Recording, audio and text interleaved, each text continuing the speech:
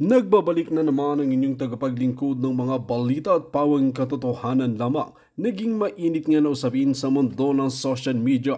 Talaga naman hindi nga tinantanan ni Congressman Rodante Marcoleta itong si Kong Abante na ito dahil talagang hinambalos nga ito sa kanyang sermon.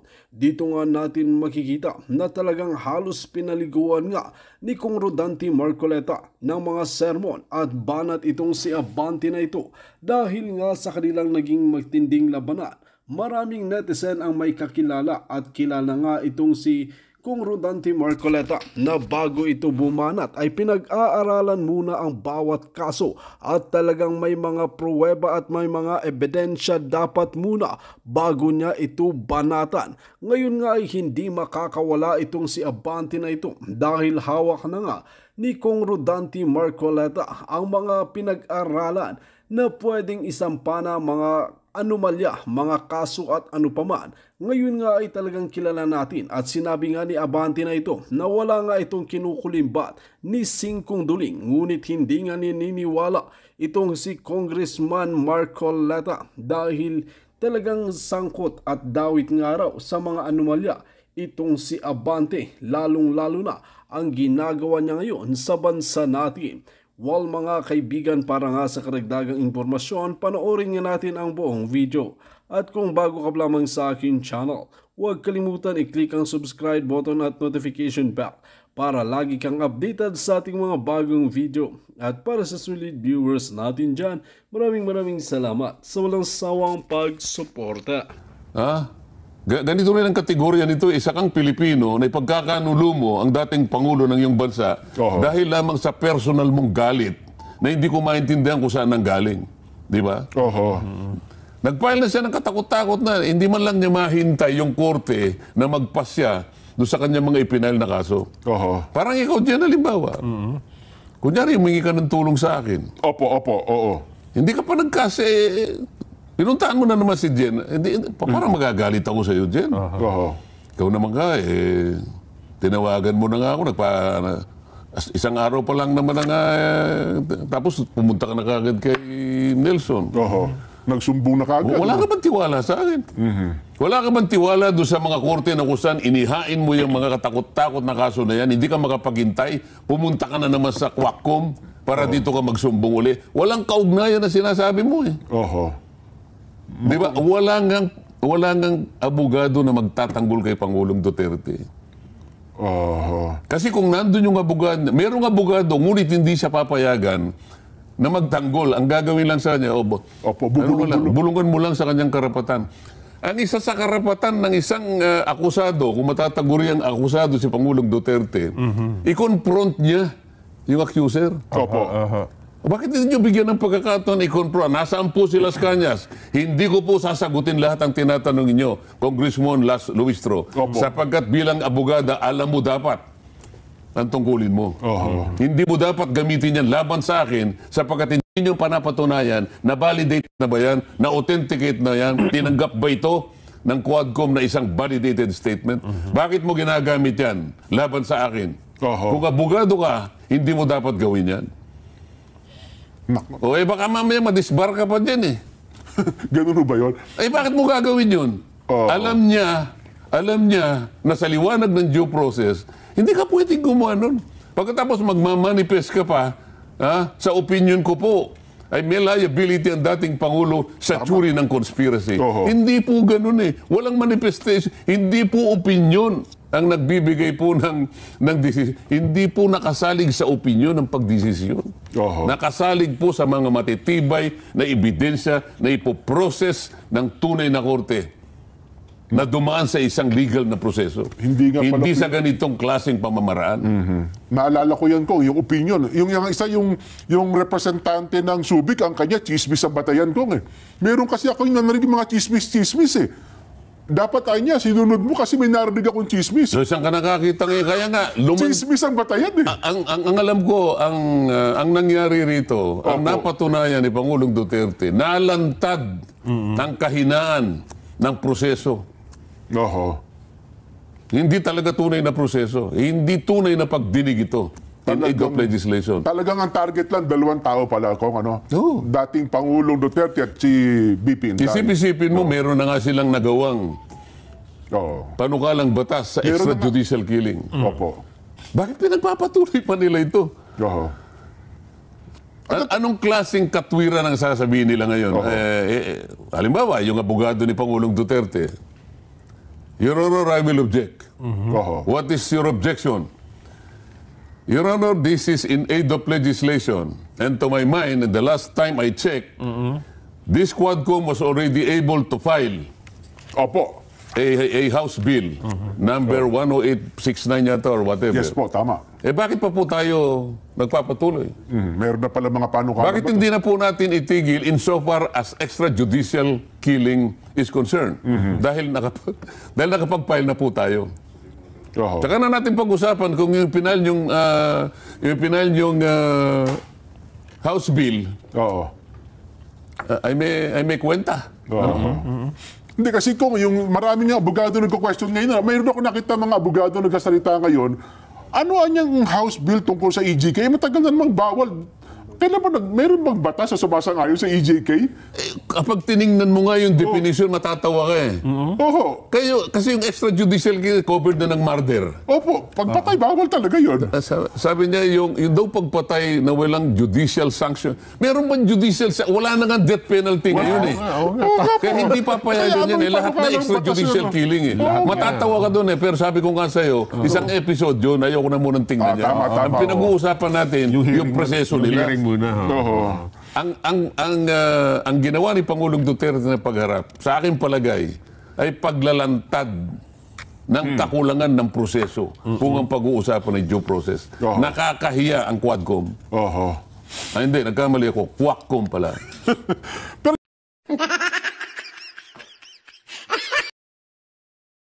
Malinaw na malinaw po yan, nakakahiya ang Quadcom. Yung last point ko, bago lang tayo mag-break, at ayaw kong mawala yung init ng ating mga viewers. Ano, Pinaiinit mo ko eh. hindi, si Nelson. Hindi pa. Nelson, ikaw na nga magpainit Kasi, sa kanya. ito ko nga, imagine ninyo, first time na nangyari sa atin ngayon, pag sumasamahan yung ating mga viewers sa online, Yung mga nanood sa Quadcom, nanonood ngayon. nandito ngayon sa atin. Oo. Walang hearing ngayon eh. Kasi parang ina-assist nila, parang tinitignan nila, Anong pagkakaiba anong nito? pagkakaiba, oo. Tayo, tatlo lang tayo. Para mabalanse. Napanood na nila yung hearing eh. Oo. O anong assessment. Sinusukat nila ngayon. Hindi, nagkamali ka. Dapat tinawag mo si Pangulong Duterte. Darating yun eh. Meron pa namang espasyo dito eh. Oh. Pwede pa ba? Next week. Palagay ko, Nako, at least dito. ako magtatanong sa kanya. Opo. Hindi na kami, tatahimik na kami. Hindi. Tatahimik na kami. Hindi kayong magkocross, ako magdidirect.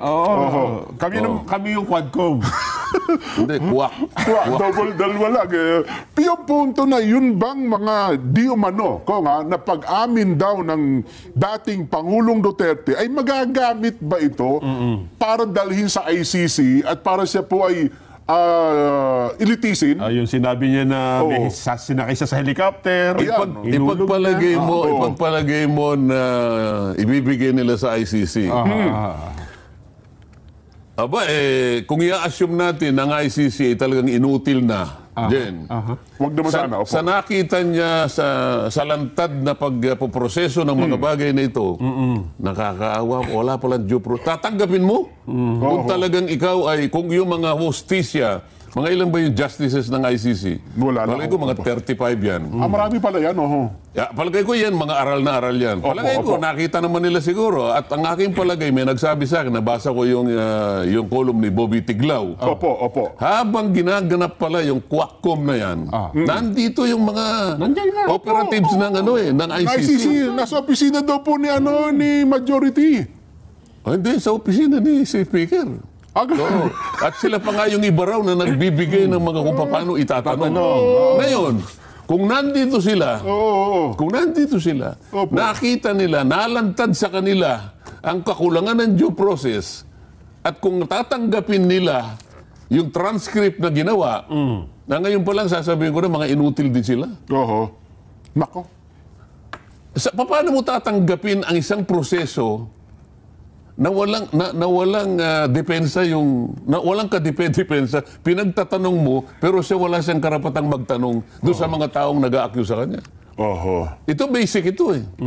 Sa lahat ng panig ng daigdig, maliban lang siguro sa mga bansang komunista siguro. Pero habang ang isang bansa ay demokratiko, hindi niya papayagan yung ganong klaseng pagdinig. Oho. Kaya kung ibibigay nila, halimbawa, Opo. At tatanggapin. tatanggapin. Ngayon pa, pinagtatawanan ko na yung ICC. O pag-usapan natin ng ICC. Kasi nandun yung Nery Colmenares. Nandun ba? Kasi Anong connection naman at pat nandun yun? Bakit naman, sa dami ng taong dapat sabi ko nga, dapat ang ipinatawag ang Solicitor General o kaya kahit na sinong Chief of Police nung panahon o Superintendent panahon ni Pangulong Duterte o tinawag ang DOJ Secretary, bakit naman nandun ang Nery Colmenares? Oo nga po, kasama sa mga inimbitahan. Aywan ko lang wala naman natin nag-motion kung nasa Kaya inimbitahan. nga, gusto ko nga tanong ngayon, bakit po? Alimbawa, kung nandun ako. Kaya nga sabi ko sa iyo, maghahalo ang tinalupan kung nandun ako eh. Ano pong dahilan bakit nandito si Dating Congressman Nery Colmenares. dating Congressman Nery Colmenares. Opo. Ano pong dahilan ba't nandito yung dating Senadora Laila de Lima? Opo. At una ko pong itanong, Mr. Chair, wag po kayo magagalit. Bakit po yung seating arrangement ay ganito po ang ginawa ninyo? Pinagtabi-tabi nila. Bakit tinabi po nyo si Pangulong Duterte kay... De Lima. Opo. Kay hindi niya makilala kung sino eh. Bago hair. Bago na po kasi yung Erdo tsaka yung kulay ng buhok. At pagkatapos, itinabi mo si... dito pa lang meron na pong dito pa lang may plano na Kasi po kayo panghiya dito Totoo yun. Di ba? May intimidation na kaagad yun. Alam po ninyo yung gagawin nyo, pinlano po nyo ito eh. Pati sa seating arrangement. Baka akala ninyo hindi lantad sa lahat ng tao ito lahat. Kaya natin pinapaliwanag, doon pa lamang sa seating arrangement, meron na po kayong plano. Totoo. Halatang-halata. Hindi mo nahalata. Hindi, ako mahina ako sa ganyan eh. Yung paniwanag nyo nga, paano nagkaroon ng Malaysia, yung pagtabihin mo ang dating Pangulo at si De Lima? Anong masama doon? Magkaaway yung dalawa eh. Oo nga. Mortal Sa enemy. totoo lang sa korte, hindi Magkahiwalay talaga yan. talagang hiwalay yun eh. Kaya nga yung nasa left side yung isa, nasa right side yung isa. Dito pinagtabi mo eh. Totoo. Meron kang plano eh. Na para talagang pagalitin kung sino man. Well, ang dating Pangulo Paano kung halimbawa, yung talagang paano kung hinablig? Iniiwasan nga ng korte yung ganun eh. Di ba nung isang araw, dinidiscuss natin yung kung gaanong klaseng neutrality ang dapat na i-demonstrate ng isang hukom. The cold neutrality of an impartial judge. Kaya nga doon pa lang sa setup, doon ka. Go, doon ka. Hindi pwedeng maglapit yan. Bakit dito pinagtabi mo? Totoo. So ang tanong ko, Mr. Chair, bakit niyo po pinagtanong? Tapos Wala po, bubulang. Bubulang ang peg kasi pinagtabi ko yun dahil akala ko parehas silang babae. bilang banda si Taglianes, magkakatabi talaga sila. Mukhang... Bakit nga? Ano dahilan? ako sa O tingin hindi ko... ba meron silang gustong palabasin? Opo, may mga intimidation tsaka talagang gusto nilang... At pagkatapos, Opo. ito, pati yung order ng kung paano ang tanong. Ito muna mga pagkatapos, huli na yung yung pambubuisit na lang nung senador. O siyempre, hapong-hapo na yung Pangulo eh. Opo. Ikaw ba naman na nakaupo ka rin ng mahigit na 10 oras? Alas 12 Di ba? na yun eh. At saka yun muna Si talaga. Chairman Barbers nga ako paano dahil nasa Subic nga ako. Kung minsan walang signal. pag naglalakbay kami, walang hindi ko pero siya patayo-tayo siguro sa dami na matagal eh. Totoo po. Totoo yun. Tapos nung bandang huli na siguro hapunan pa tsaka nga yung pinrubok nitong. Kaya kami plano eh. Ngayon, ito nalantad sa buong daigdig. Maraming nang nanonood eh. Nalantad ngayon. Oo nga, bakit ganun? O ngayon, tsaka mo ibibigay ngayon yung transcript. Tatanggapin ng ICC. Bahala kayo sa buhay nyo. Ngayon, merong statement na pinalabas ang ang Palasyo. Opo. Sa pamamagitan ni Executive Secretary Lucas Bersamin. alam mo ba yung statement? Basahin mo nga. Teka, hanapin ko lang. Hanapin mo nga. na Hindi kasi, punta muna natin si Nery Colmenares. Sige, Oh, bakit nga po? naiwan natin yun. Opo. Kasi parang nagsalita parang nagmanifest, pinayagan nata si dating ES Medialdea. opo. Nang sinasabi niya, wala ng jurisdiction ng ICC. May nagtanong ngayon sa party ng mga congressmen, pinagsalita ngayon ang Nery Colmenares. Si ano ata si Manuel Kong Ha? ang nag-lead question kayo. Hindi si Manuel. Hindi ba? Hindi. Aha. Ano naman ang personality? Ito pa walang pagmamaliit sa aking mga dating kasama sa Congress. Aha. Bakit naman siya yung nagpaliwanag? Aha. Bakit hindi nagpaliwanag kung sino yung authority doon? Di ba? Na yun daw naman ay dissenting opinion lang, yung rule daw ng majority, meron pa rin daw jurisdiction ng ICC.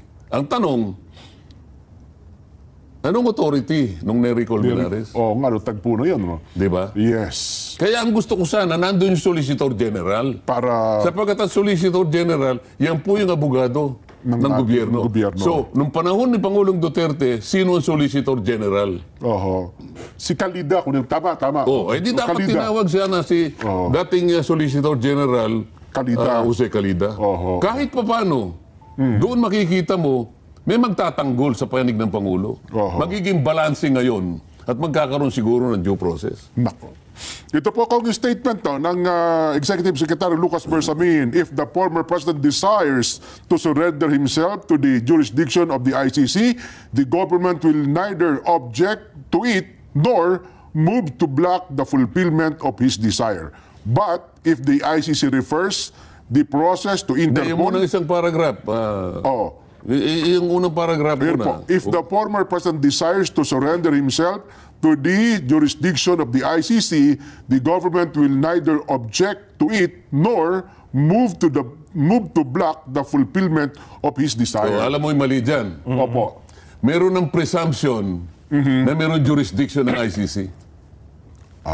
O maring hindi nila inaral kung totoong may jurisdiction ng ICC. Dito sa yan, first paragraph na yon, lumilitaw, hindi ko Opo. rin mabasa, mali.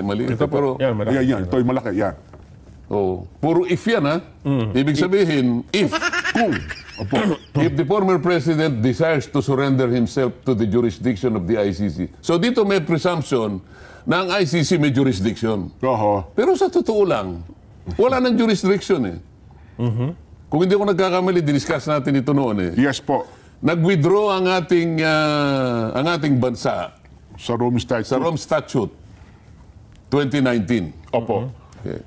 Magkakaroon ng visa yung withdrawal after 1 year. Ito yung requirement eh. Ibig sabihin, 2020 ka dapat maghintay ka. Kasi pag nag-withdraw ka, hindi ka agad tatanggapin yun kasi maaaring kaya ka nag-withdraw dahil meron kang tinatakpan, di ba? So para merong due process talaga, magte-take effect ang withdrawal mo after 1 year. After 1 year, okay. Oh. Dapat sana ang ginawa niyang prosecutor ng ICC na yan, may pagka-inutil din yan dyan eh. Ano? Paano? Dapat ang ginawa niya, habang meron pang jurisdiction, Yung 1 year... hindi niya dapat pinayagan na mawala yung 1 year na plaso na yon. Nakapag-file na siya. Ayun. Kagaya ng nangyari, kasi ang ginamit ng ICC doon sa majority decision, magtataka ka eh. Ayaw nilang gamit. Mga kaganapan after yung Quadcom hearing. This is Maui Vlogger po. Carla, kasi Jaro. Hi, VP. Ikaw nag-appoint sa kanya. Quezon City po, Wesley po.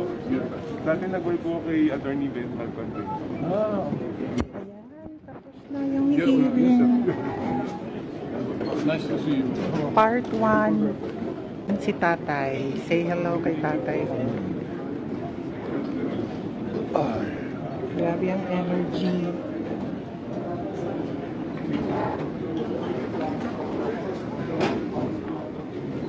Ang mahirap sa mga nag-iimbestiga dito, ayaw nilang makinig at yung biases ang nangunguna.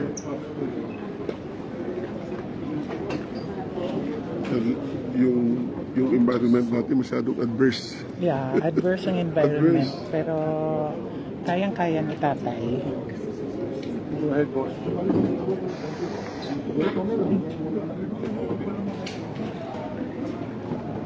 Kaya whatever, pagdaanan, sasamahan natin si tatay.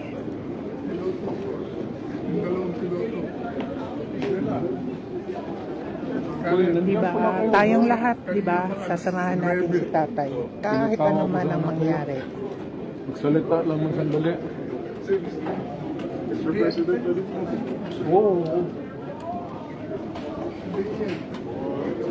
Oo. Yes, sir. Walang tatalo. Just want to see you. Hindi magpapatalo. Hindi magpapatalo. Hayop.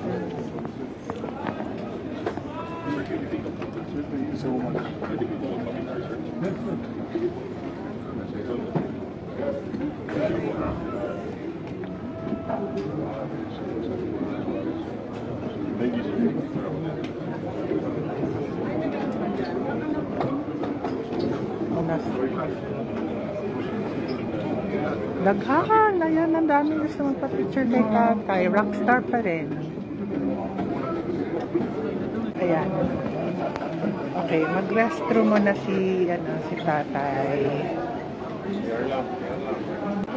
Ayan na, ang ating pinakamamahal na tatay.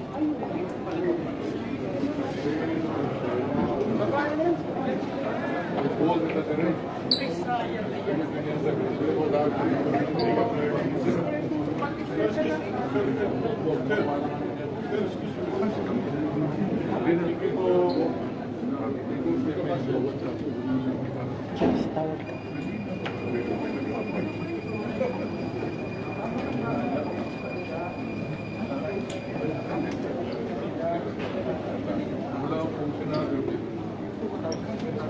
Alam mo kung bakit ko ng baston? Siya yung nabili ng baston sa akin. Kaya na pala sila. Yung pa rin naiisip niya. Gusto ko naman ito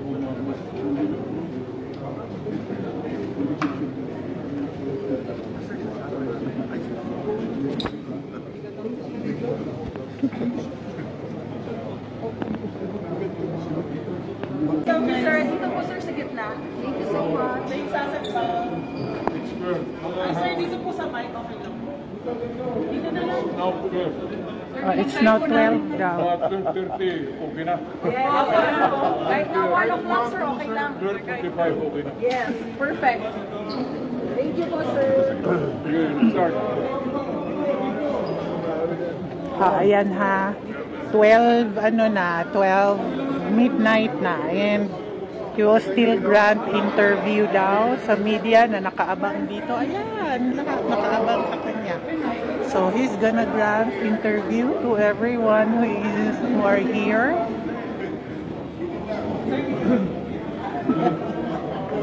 Ayan. So abang-abang tayo dito. Makinig tayo.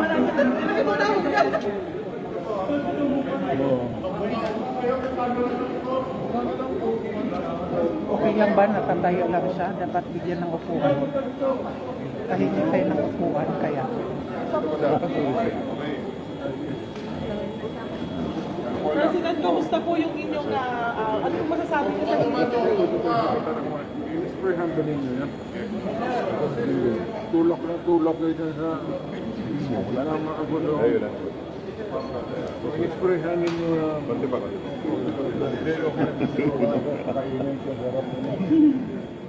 Yes. Mabuti po, tawa ng Omeo. Ano pong masasabi niyo sa mission, sir?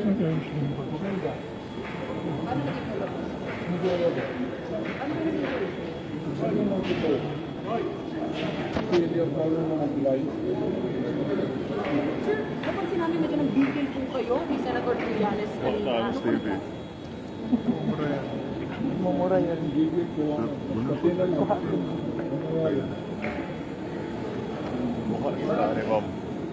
sir, nakaharap po kayo sa Magtapos naman ako. Bakit pa ako Ilang oras kami How many hours kami almost 12 hours kami ano? 10 to 12, 14 hours. Hindi ko, diretso na ako sa ano bang mura? Pumiraria Park o Pumiraria... Matay na po ito. Online po. Hindi na kayo pupunta sa susunod na pag Hindi. Maybe not. Pag-ibig mo ka, depende mo. Tapos still may.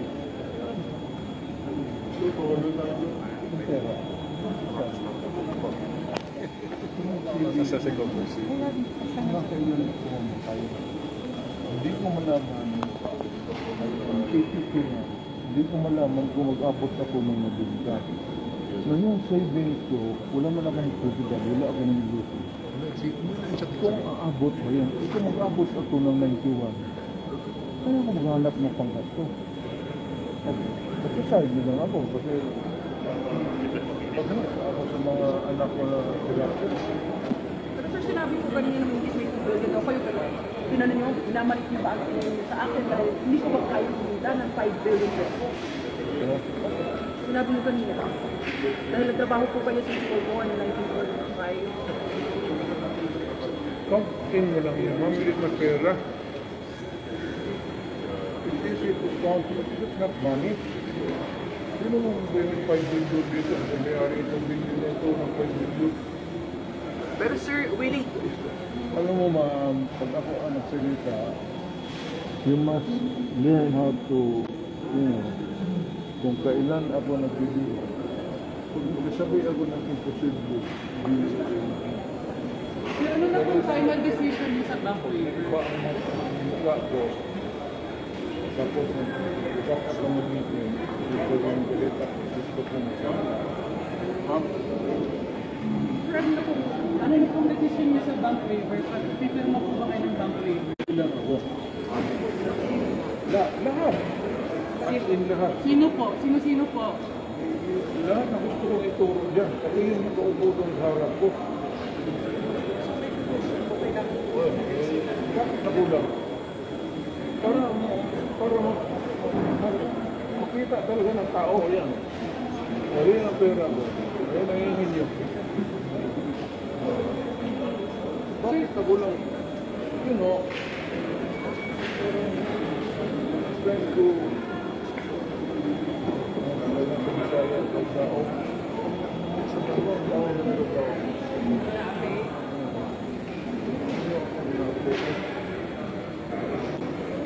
Sabi niyo sir, nagnapit po kayo kanina. Hindi lang, tikon. Sanay na ito. Sir, inambaan niyo po ba si Senator?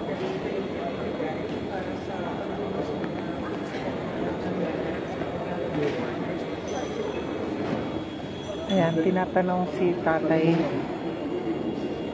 about sa bank waiver. Sabi niya bakit siya lang yung magbabank waiver. Dapat pati yung mga nag-iimbestiga sa kanya dapat mag-bank waiver din. Especially when you are no longer in power.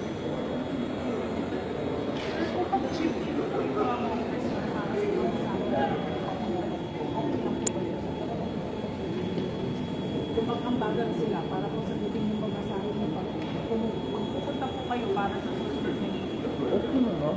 Ticket na lang, bayaran nila dito yung pad. Yung pad na mo dito ng ticket.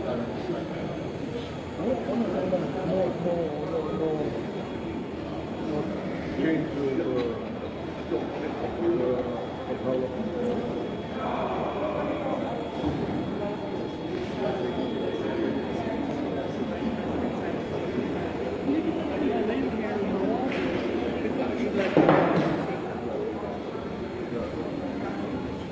talagay ko naman kung ano yung nagsapunan niya sa akin. Ano ba yung Sir, sinalat na po ba sa inyo yung ICC na nag-ibibitang makausap kayo? Pero may natanggap na po ba kayo sila?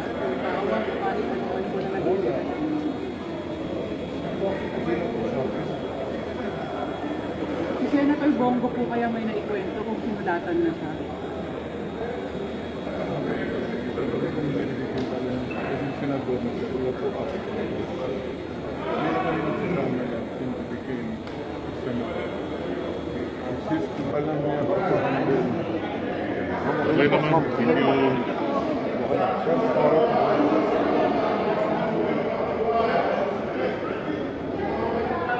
Nason, ha?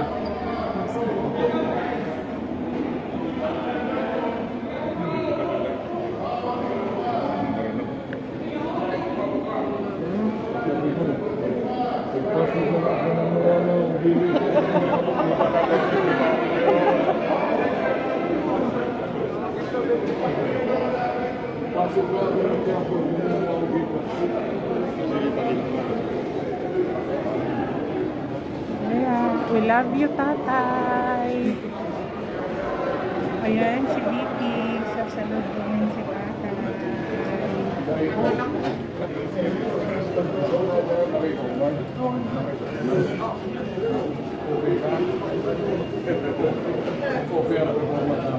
Okay,